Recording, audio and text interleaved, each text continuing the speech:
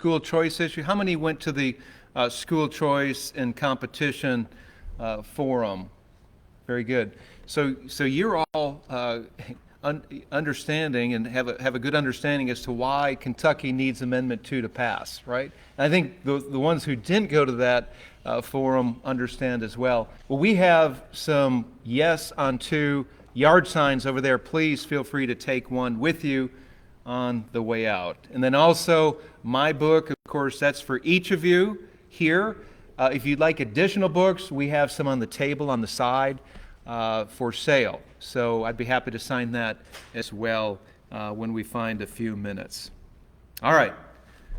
We are very blessed to have Daniel Cameron speak on this session of De-politicizing Business. Daniel is the CEO of the 1792 Exchange. He and I actually did a podcast not too long ago on this very topic. So check out the Commonwealth Matters and sign up for that if you haven't already. Daniel, in the 1792 Exchange, worked to protect free exercise, free speech, and free enterprise. He's previously served as the 51st Attorney General of Kentucky from 2019 to 2023. He grew up in Elizabethtown, Kentucky, and attended the University of Louisville, where he played football for the Cardinals. After graduating from the Brandeis School of Law, he clerked for a federal judge, and then Daniel later served as legal counsel to U.S. Senator Mitch McConnell. Daniel and his wife are blessed with 2 sons, Theodore and Bennett. Please give it up for Daniel Cameron.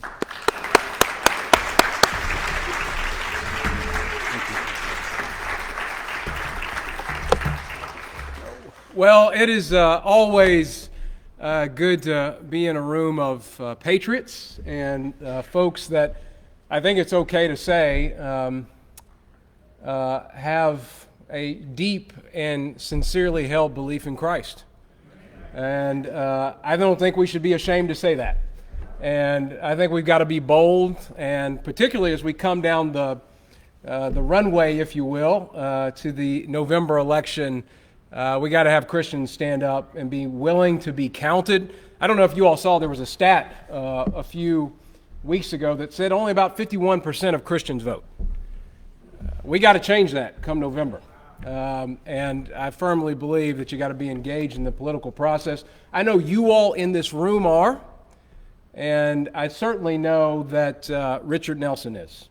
And Richard, I'm grateful for the way in which you daily take it upon yourself with the Commonwealth Policy Center to make sure that we're having substantive conversations that Christians are engaged in the marketplace of ideas. So I'm grateful for you and glad to be here as part of this summit today. I brought a few folks with me along for the ride today. A dear friend of mine has traveled from Florida, and he has been here in the lobby, Dustin DeVito. Dustin, do you mind standing up real quick? Dustin's on our team at... Dustin's on our team at 1792 Exchange and has been doing a phenomenal job. And he wanted to come to Kentucky and obviously Richard was kind enough for us to allow us to have a little booth, if you will, out there. And Dustin's been doing that today. So thank you, Dustin. Let me just say, there are so many of you all in this room that I consider friends, and I am delighted to see. Of course, one of my dearest friends is who I thought and still think would have been the best lieutenant governor in the country, and that's Robbie Mills.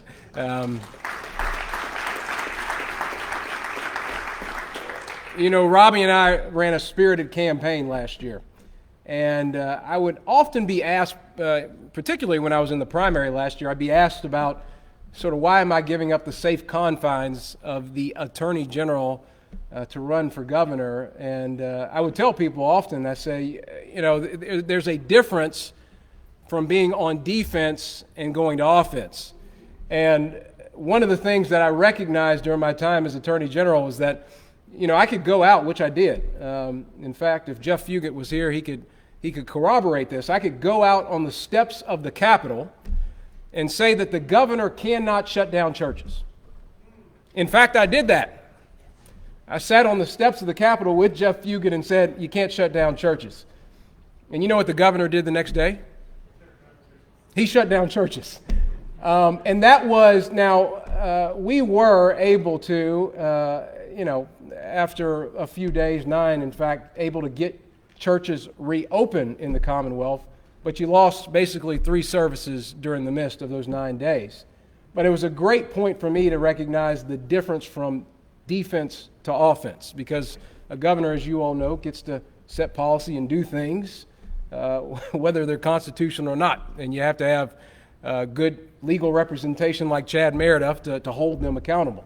But that was why I ended up running for governor. But I also, the bigger point here, it was that my identity was not in the role of Attorney General, and even if I had the opportunity to be governor, it wasn't going to be in the role as governor. My identity, as most of you in this room would subscribe to, is as a Christ follower. And so I could leave it all on the field. I could work hard over the course of that gubernatorial campaign and recognize that at the end of the day, my relationship in Christ is where I find my hope and reside when it comes to the decision and daily decision making in my life. Now, having said that, when I lost the election, I thought, well, what am I going to do now? And I remember sitting in my home office the day after the election and saying, I don't know what's going to happen. And I was fortunate to get a call from a good friend who, in fact, I'll share this with you all. Allison Ball called me and said, there's a gentleman named Nathan Estruth who wants to talk to you about 1792 exchange. And I said, I'm game. And it was after a few short conversations with Nathan and others on the team that I realized that this was an opportunity to continue serving, but in a nonprofit space. What 1792 exchange is about in a nutshell, and Richard talked about this a little bit, is the responsibility to make sure that our corporate community isn't leaning too far left. I mean, at the end of the day, that is what our organization is about. It's about reeling those corporations and companies back in that have given into the left, and mainly through what is called the Human Rights Campaign, HRC for short. Now, when you think of the term or phrase Human Rights Campaign, you think, well, who can't get behind human rights?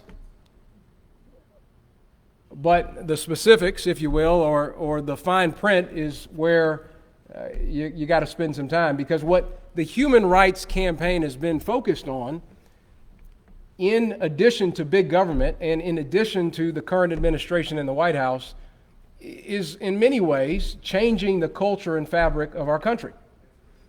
And they had, in many ways, the far left had taken over our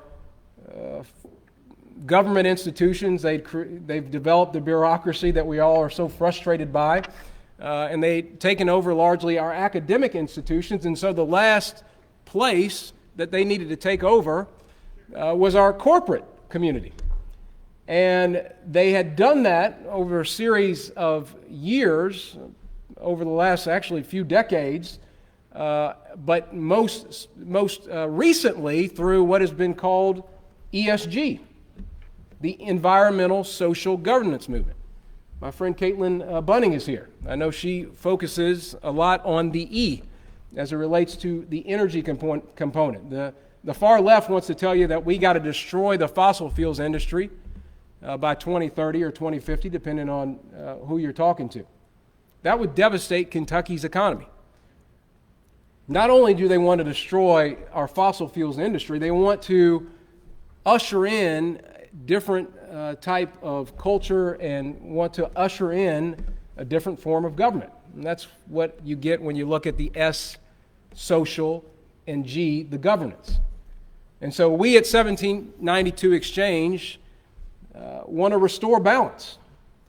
We want to make sure that our corporate community is, in our businesses and our employers, are safe places for Christians and folks of faith to not only be able to work, but also be able to shop. Look, the days have gone when a CEO just thinks about business. You all are familiar with an expression that is attributed to Calvin Coolidge would say that the business of America is business. And that had been true for decades. But it's not the case anymore because a CEO not only thinks about business, but they are having and are forced, because of the Human Rights Campaign and other far-left groups, to think about things that aren't about producing a high-quality product. And it's unfortunate, but we in this room have to be a part of the solution of restoring that balance so that our corporate community is no longer telling the voters of Florida that they can't protect their kids from hearing about topics, frankly, that they shouldn't be hearing about. That when you go to Target, the first thing you see shouldn't be a tuck-friendly bathing suit in front of the store. Or if you're Bud Light, having Dylan Mulvaney do a commercial for you. But that's what the far left has ultimately done in terms of our corporate community. And so at 1792, when we think about our organization, and you can go to 1792exchange.com for more information, but we want to equip people with information about where you're shopping, what you're investing in, and who are the people behind the decisions that corporations are making. And those primarily show up on our website in the form of three databases. Shows up in the form of our CBR, what we refer to as our corporate bias rating database. This is a database that, again, if you went on there and you are a supplier or a vendor to a big box store, then you could foreseeably and conceivably understand whether you might be canceled simply because you might hold traditional values. If you're a customer, you might make a different purchasing decision based on whether your values align with a particular business. I'll give you an example. This past Christmas, my mom bought me and Mackenzie 2 gift cards. She bought me one to Ace Hardware, and she bought Mackenzie one to TJ Maxx. That was December 25th, we got those gift cards. On December 26th, she called apologizing profusely. And she said, "Daniel, your Ace Hardware gift card is fine. You got a good score on your website. Now, you got to apologize to Mackenzie because the TJ Maxx, they've got a red ranking on your database." I said, "Mom, it's okay. But if you are a customer," again, this is a byproduct. If you're a customer, we don't necessarily, as an organization, promote or encourage boycotts. But what we do is want to make sure that you as a customer are equipped with the right information to make good hiring decisions. We also have what's called the proxy database. And this is something that whether you're the treasurer or a state auditor, you can go on there. If you serve on a pension board, when Mike Harmon was state auditor, he could have gone on there and looked to see kind of where the pension dollars, how those proxies are being voted related to some of the largest fund and asset managers. You think of Blackstreet and Vanguard as two in particular. You can see where proxies are being voted and what shareholder meetings are coming up that you might care about related to your own investments. And then finally, our third database is, and we just unveiled this here recently, is our board bias database. In this database, again, if you wonder why collectively Target and Bud Light lost $27 billion, if you wonder how those decisions were made, it largely has to do with the C-suite, leadership, and the board membership of our public corporations. And so for the Fortune 250 public corporations, you can go on our website and find out information related to the leadership of those corporations. And we've got their donation and political contribution history. And we also have commentary that they've made on what we would consider any controversial topics. So those are our databases, and what I will tell you is that because of those databases, and right now we've got a commercial that's running on television, and we'll have a new commercial that's running right after the election. But what I will tell you is that because of those databases, because we rank people based on risky being red and good to go, meaning green, we are having productive conversations. And not only are we having productive conversations, but you all as consumers are helping lead conversations across this country about what it looks like for a corporation to be a good corporate citizen in our communities. And I'll give you a few examples, which I hope will leave you encouraged. Is that over the course of the last couple of months, we have seen at least 10 corporations make a decision. I talked about the Human Rights Campaign. Well, the Human Rights Campaign, the way they get their tentacles into a corporation is through what's called the Corporate Equality Index. And they tell a company to fill out this Corporate Equality Index. Otherwise, they can't track whether you are good to all your employees and whether you are good to society. Well, what that means is that through the Corporate Equality Index is that corporations just continue to have to do more and more extreme things to meet the standards of the CEI. But what I'm proud to tell you is that 10 companies, the first one being Tractor Supply, made a decision to renounce the Human Rights Campaign's Corporate Equality Index, and on top of that, renounce their commitments to the DEI policies. Now, look, I think all of us in this room can say confidently that we, as Christians and as believers, we recognize the importance of equality and everybody having an opportunity and a shot in society. In fact, I believe in a party that in many ways pushes opportunity for everybody, regardless of what your background is and regardless of what you look like. What we oppose, particularly at 1792, what we oppose is making those decisions merely based on quotas and focusing on those things that could ultimately divide us in such a way that a business is no longer focused on their priority, which is return on and maximizing return to the shareholders and producing high quality products. If you are spending X amount of dollars on policies to put in place to create quotas so that you can track how many folks that you have of a particular skin color, if you're focused on those as opposed to research and development, then I would argue that you've got your priorities in the wrong place. And on top of that, America and American businesses don't need to be run on diversity, equity, and inclusion. We need American businesses run on merit, excellence, and intelligence. And there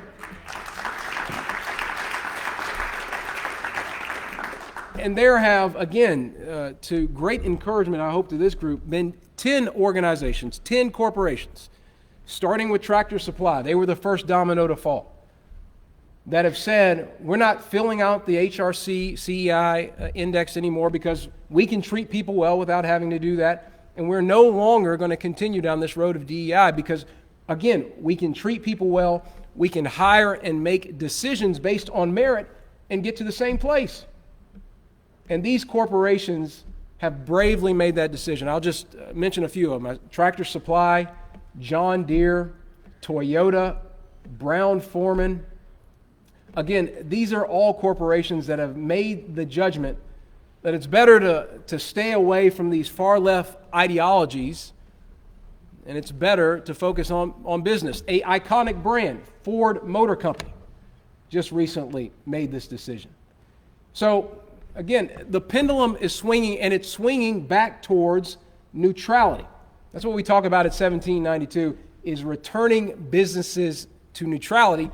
It's a kind of an interesting way of saying that we need to return our businesses back to common sense. Robbie and I last year in our campaign talked a lot about steering this Commonwealth back to common sense. It's the same thing we're doing at 1792, but focusing specifically on corporations. And let me tell you what this is ultimately about. You and I, as folks in this room, again, recognize the importance and the role that Christ plays in steering our paths, in ultimately changing not only culture, but this world. And we at 1792 want to make sure that our corporate community gets back to neutral such that the purveyors of falsehoods, like HRC, such that we mitigate the influence that they have on our corporate community so that truth can reign, so that salt and light can reign within our corporate community. That is what this is about. That is what 1792 Exchange is about, and that is ultimately why I'm delighted to be there. If we depoliticize our workplaces, it creates a culture, an environment that if you're a person of faith, you feel confident when you go into work knowing that you don't have to hide your identity, hide who you are simply to hold on to a job. And if you're a customer, you don't have to feel like you have to check your values at the front door simply to buy goods at a particular big box store. So I'm proud to serve as the CEO of 1792 Exchange. I'm grateful to you all. I know sometimes things can look dark and bleak. You know, we've got, as Richard noted, we've got 2 kids at home. And it's not uncommon for me and Mackenzie to sit and think about, you know, I see Lindsay Tishner in here. Where are we going to send our kids to school? What are they going to learn? And what are they going to be taught? And what is our responsibility as parents to steward and guide them in the right direction? And so I see 1792 as a mission field, that if we can get our corporate community to a place where they're no longer engaged on some of these issues, then that's better for all of us. So with that said, I'm happy to take any questions, but I want to leave you encouraged that the battle, we know ultimately that the battle will be won. But we as Christians, that we as people of faith, that we as patriots have a responsibility to be the hands and feet. And I know each one of you are doing that, and I want to be engaged with you in it. May God bless you and God bless Kentucky. Thank you.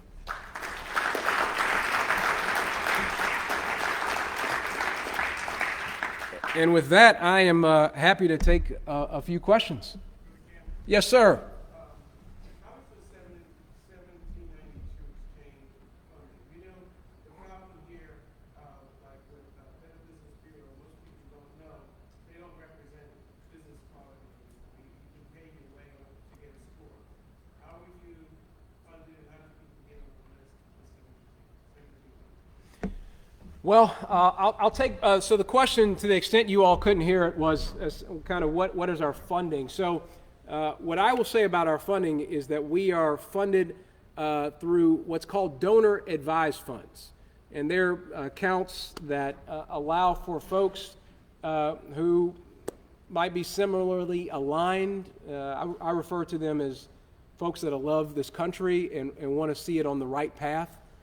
They can give to these funds, and then there are gatekeepers, if you will, that we basically go to every quarter and say, hey, 3-person panel.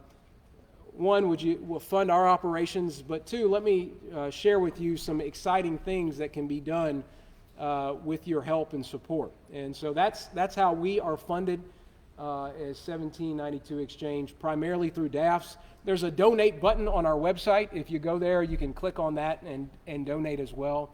But our model is a little bit different from maybe other organizations. We don't send out solicitation emails and that sort of thing. We are, primarily focused, again, the folks that, these patriots, if you will, are primarily focused on making sure that we have the runway to do the work of steering these corporations back to neutral and not have to focus on the funding too terribly much. So that's to answer that second question.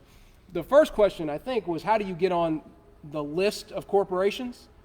Dustin DeVito here is updating our list of corporations pretty regularly. I think right now there are 3,100 there are 3,100 corporations that are on our database.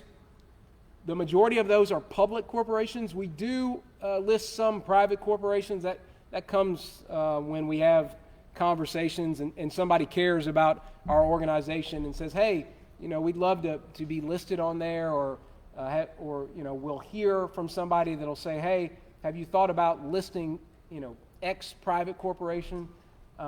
I will tell you the privates are a little more challenging because it's harder to find information about them, but we do endeavor through Dustin and his team to list as many private as we can, but the majority of them are public. So if there is a public corporation, for instance, that you are interested in seeing on our database, then let me or Dustin know afterwards, and they'll start doing the work. And I should tell you as well, we update, was it once a year or twice a year? So we update twice a year. We used to do it every quarter, but obviously the more companies you have on there, the more challenging that becomes. So we do it twice a year unless there is something major that occurs. So as we've seen these 10 companies make a decision to renounce the DEI and the Human Rights Campaign, we update them in real time simply because they are making those changes and they're big enough to perhaps impact their score on our database. Yes, sir. Yes, sir. How's the Kentucky bourbon industry doing on the database? Well, much better now that Brown-Forman has renounced the HRC and DEI. Well, and let me say, I think Brown-Forman, they're ranked on there, right? And they are red. Or they were. Yeah, they were red. Now they're yellow because of these recent changes. The other, I don't think I mentioned this earlier, but Brown-Forman is yellow. Coors, they are part of this group that made a decision to get away from DEI and HRC. But Brown-Forman being the biggest one on there that we rank, and they're yellow now because of the decisions that they just made. Here's what I'll say. I mean, you have out there in the CEO world some that are, to their core and to their credit, believe in this stuff. Like there's a guy at Salesforce named Mark Benioff. He believes in the sort of far left ethos. A lot of these CEOs, however, don't. And they are looking for, every day they wake up, I talked about this earlier, they are hearing from the left, they are being pressured by the left, and they don't get the countervailing position. And that's what we at 1792 are endeavoring to do, is provide a counter. One of the big drives and big pushes we had this year was to send open letters to some of the top corporations in the country to say, hey, you do not have to fill out the corporate equality index. You can still, again, to my point earlier, treat people well. You can serve people well without having to bow the knee to the far left. And we sent those out to as many CEOs and heads of investor relations and general counsels as we could, knowing that there was going to be some other movement kind of behind the scenes that would put corporations in a position where they might want to listen to us. It's worked out in a way that we're seeing. But if I come here next year, I want to tell you that there are not 10 companies. I want to say that there are 1,000 companies that have made this decision. And I think that largely depends upon, us being informed buyers. And the more, Tractor Supply is a great example of this. I mean, there was tons of pressure that Tractor Supply was feeling, and I'll tell you, the CEO of Tractor Supply, Hal Lawton, he could have made a decision to say, you know what, I'm going to bury my head in the sand and not make any changes. But he didn't do that. And because of it, we're seeing some ripples in the water that I'm hopeful will ultimately become pretty big, sizable waves. Yes, ma'am. Will you please consider running for governor?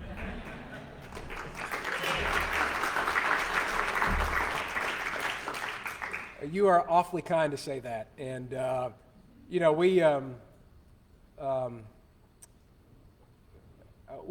I will tell you, I mean, and Robbie knows this, I mean, the last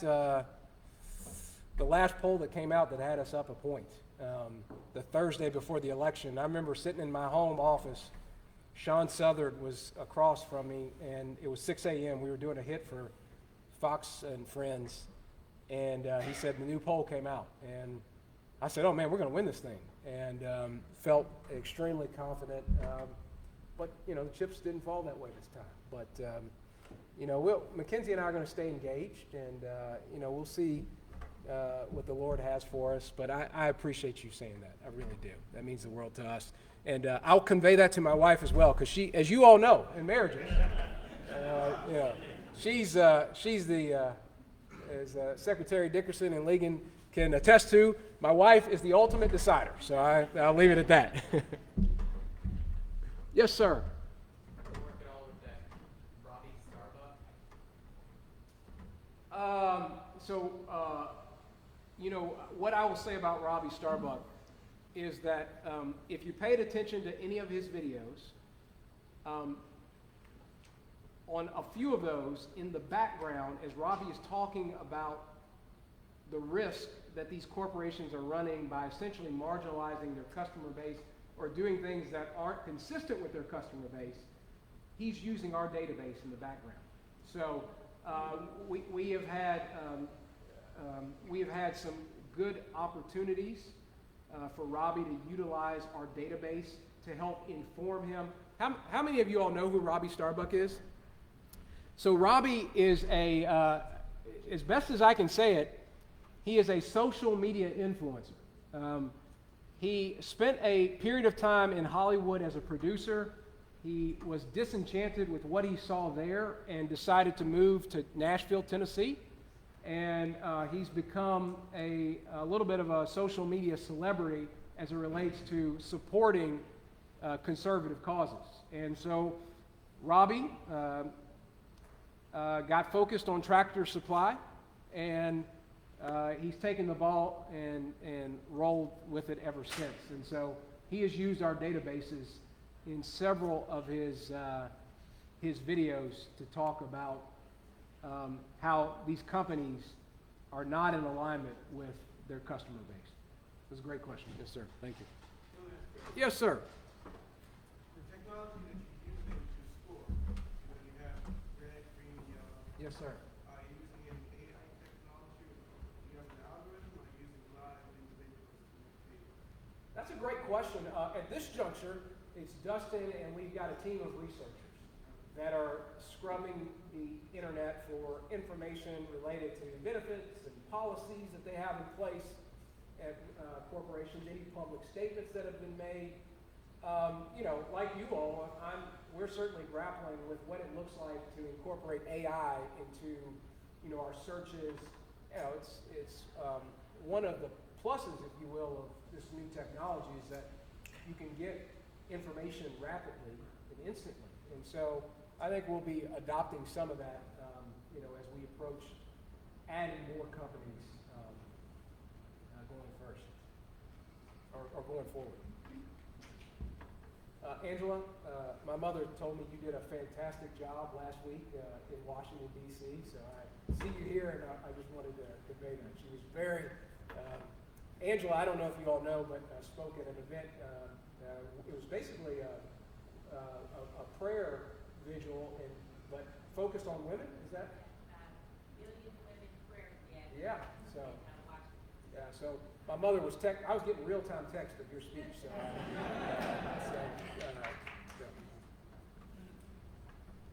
Anybody else? Well, thank you all. And again, if you've got any additional questions on 1792 exchange, or if you want to know how many hours a day I spend rolling around in the dirt with my son Theodore, I'm open to any questions that you have. So God bless you all. Thank you so much.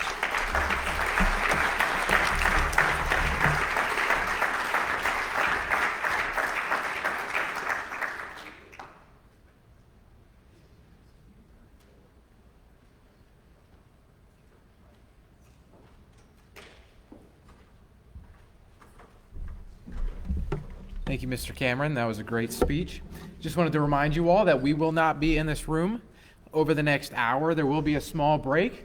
There will be one presentation over here in the breakout room. I believe that's Rockbridge. And then there will be another presentation down the hall. Take a right, and there will be a room on your right.